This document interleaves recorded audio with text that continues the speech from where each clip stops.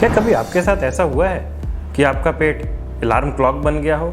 कभी तो कॉन्स्टिपेशन का अलार्म बज रहा है, कभी डायरिया का अलार्म बज रहा है। कभी ऐसा हुआ है कि रेस्टोरेंट में जाते हैं तो मेन्यू कार्ड देखने से पहले आप वॉशरूम का लोकेशन चेक करने लगते हैं?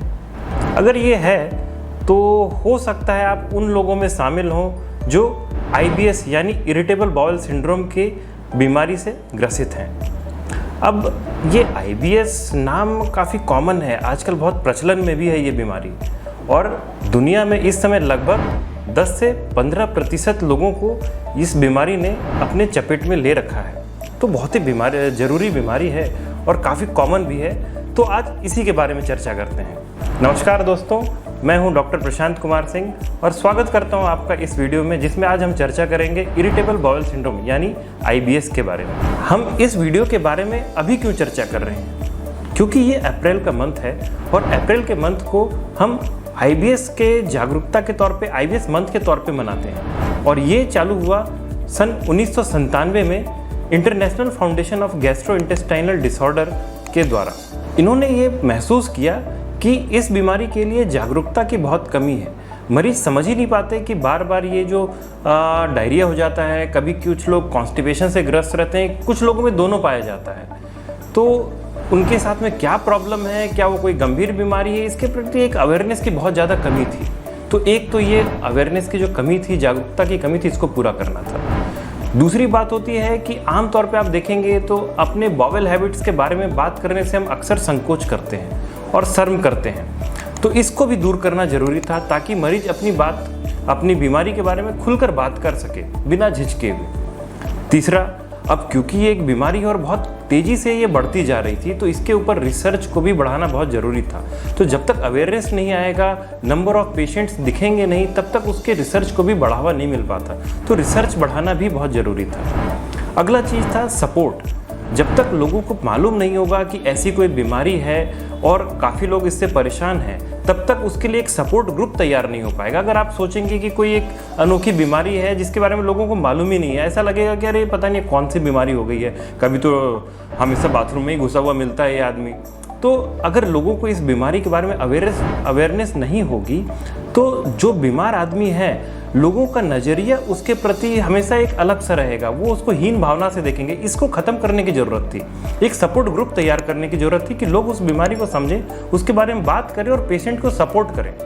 जिसके बारे में आगे भी बात करेंगे कि anxiety is one of the very important factors which decides कि कौन सा आदमी IBS से ग्रसित होगा और कितना ज़्यादा उसके सिम्टम्स बढ़ेंगे या घटेंगे।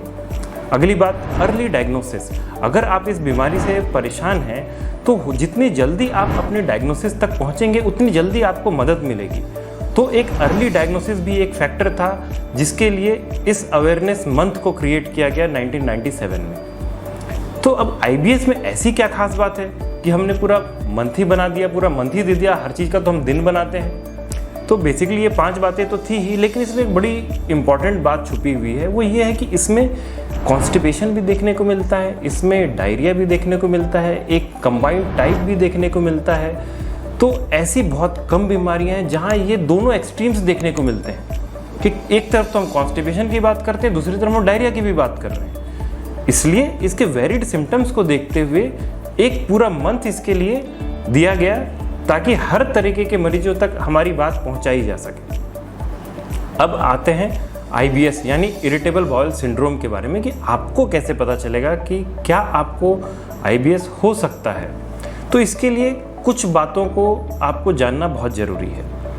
सबसे पहली बात है, इरिटेबल बाउल सिंड्रोम जैसा नाम में ही है कि एक तो इरिटेबल यानी चिड़चिड़ा, दूसरा बाउल यानी आपकी आंतें। तो अगर आपकी आंतें चिड़चिड़ी हो जाएं, यानी चिड़चिड़ा हम किसे कहते हैं? चिड़चिड़ा हम उन व्यक्तियों को कहते हैं जो बहुत जल्दी किसी भी चीज़ के लिए रिस्पॉन्स दे देते हैं बिना सोचे समझे हुए। तो अगर आपकी इंटेस्टाइन खाने के प्रति या किसी भी आपके एंजाइटी या आप किसी भी भावनाओं से गुजर रहे हैं उसके प्रति इमीडिएट रिस्पॉन्स कर देती है बिना सोचे समझे कि आप रेस्टोरेंट में बैठे हैं, आप कहीं ज़रूरी काम में बैठे हैं, आप किसी मीटिंग में बैठे हैं, तो फिर इसे हम बोलेंगे इरिटेबल बाउल यानी चिड़चिड़ी आंत। और पहला लक्षण, इसमें बाउल मूवमेंट्स जो होते हैं वो एबनॉर्मल हो जाते हैं। एबनॉर्मल से मतलब या तो कॉन्स्टिपेशन हो सकता है यानी मोशन नहीं होना, या मोशन कड़ा होना, दूसरा होता है डायरिया, दूसरा एक्सट्रीम, यानी मोशन या तो बार बार होना या मोशन पतला होना। तो ये दोनों चीज़ें हो सकती हैं इसमें।